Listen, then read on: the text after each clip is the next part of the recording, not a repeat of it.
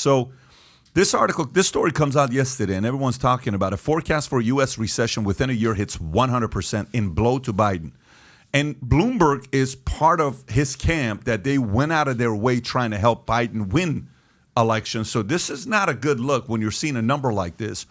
Bloomberg Economics sees near certainty downturn will start tightening conditions, inflation, hawkish Fed weigh on outlook 100%. So if you can zoom in here to see what kind of numbers they have.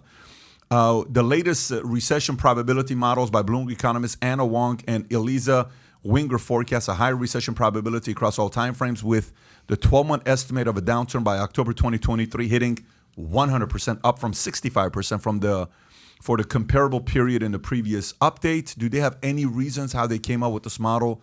Bloomberg surveys 42 economists, predicts the probability next almost 50% earlier. I mean, the numbers just don't look good. No matter where you look at, the numbers don't look good. You're now finally hearing realtors in Texas is lower, meaning people are leaving the industry. Mortgage is getting hit hardcore. Rates are going to continue to go up. Powell saying they're going to keep increasing rates till they hit 2% inflation. Next year, you're going to feel the unemployment happening in 2023. My prediction is with that part. But I think recession will be full-on recession. My opinion is November 8th, Wednesday of this year, okay? Is it November 8th or November 9th? What is November 7th is midterm election, yes? 8th is the election. 8th is the election. Yeah. It's going to be November 9th, Wednesday, is when they're going to announce recession. Till then, we're not in recession right now, according to the experts in the U.S. government. That's the thing, right? Is they're just going to they're going to change the definition again. It doesn't matter how many times we're already in a recession, but they're just going to change the definition. They're going to go to Webster's and have Webster's reprint all new dictionaries. This is not a good look, though. Did you see the Gallup poll that came out? Did you see the Gallup poll that came out about Gallup's been doing this poll for the last 80 years, since 1940, okay? And the whole poll is about a better job handling problem you think most important. Who, Republicans or Democrats, do you trust can do a better job handling problems today? And this is Gallup, the same Fox, the same CNN, okay?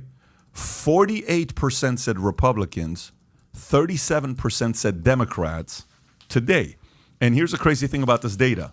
Since 1940, when they started doing this poll, the widest margin they've ever had was 17 points in 1946. Truman was president. This is right after 1945. 1946, the American people went towards Republicans over Democrats. 11 is the second largest since 1946, the highest since 1946. And again, this ain't Fox.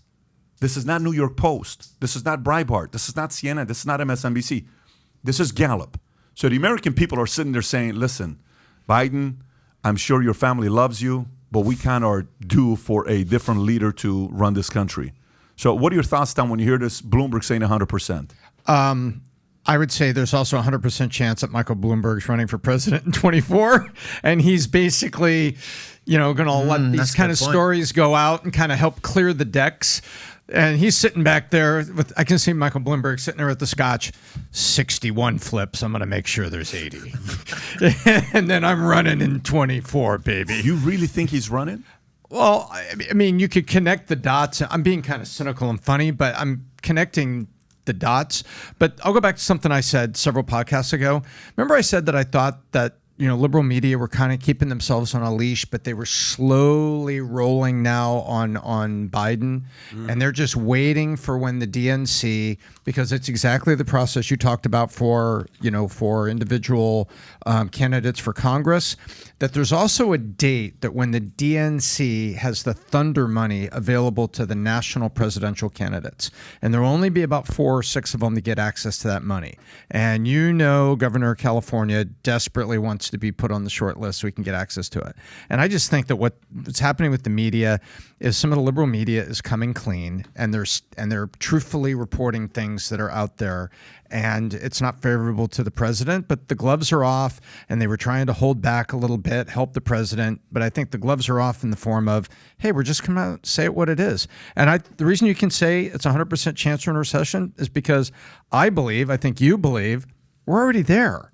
Yeah. Take a look at here. Look at what's happened to these home things. So realtors have jobs? I don't think so.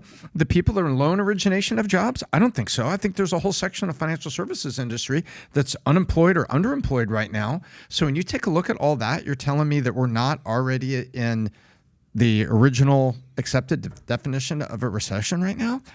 And I think the media is just coming out and saying it. They're coming out and saying it. First, Obama says, listen, this woke stuff's not working. Then Bloomberg says, all in the same week. Do you think there was a meeting saying, guys, it's time for us, the voices of the Democratic Party, to say we're not with what Biden's doing, so they can come out and start their endorsement this week and next week? So some of the people that they're endorsing, their voice has weight to say, we don't support the woke decisions that's been happening the last 24 months or 18 months. We need to go back to what Dems used to do. The timing of what Bloomberg said, Obama said, all at the same time is kind of weird to me. I agree with that. By the way, I agree with you. Do you think Obama's got friends that are in risky seats right now? 100%. Sure he does, 100%. How ugly things going to be? Stu, how ugly things going to be on midterms? GOP is going to win the House. They're not going to win the Senate. And so that's how it's going to play out by my assessment. And I think when they win the House, they're going to pull some military generals up. The House will, because they'll have the ability to hold committees and call some people, make some headlines. But ultimately, in terms of legislation, you still got the president that can veto. Senate will still be a slim majority, if not almost a coin toss when you add, people that can vote against the party. And so really we're going to have 2 years where it's really going to come down to the 24 election. And so that's my assessment of it.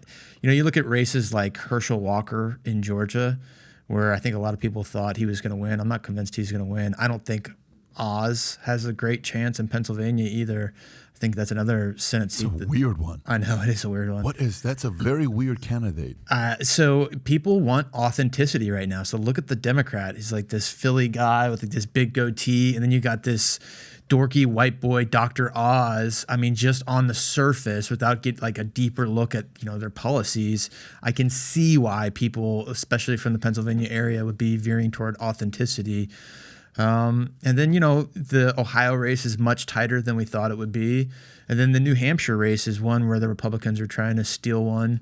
And we'll see. So those are really the 4 key races in the Senate. And I guess we'll see how it plays out. Ultimately, I think what you're saying is candidates matter, meaning like 100%. Herschel Walker, you thought that, that he'd have a chance, but Raphael Warnock looks he's going to win that same as Oz. So if you use just generic polling like Pat referenced, generic Republicans have quite an advantage. I think it went from 3 to 10% on independents, and that's on a New York Times poll. So if you like this clip and you want to watch another one, click right here. And if you want to watch the entire podcast, click right here.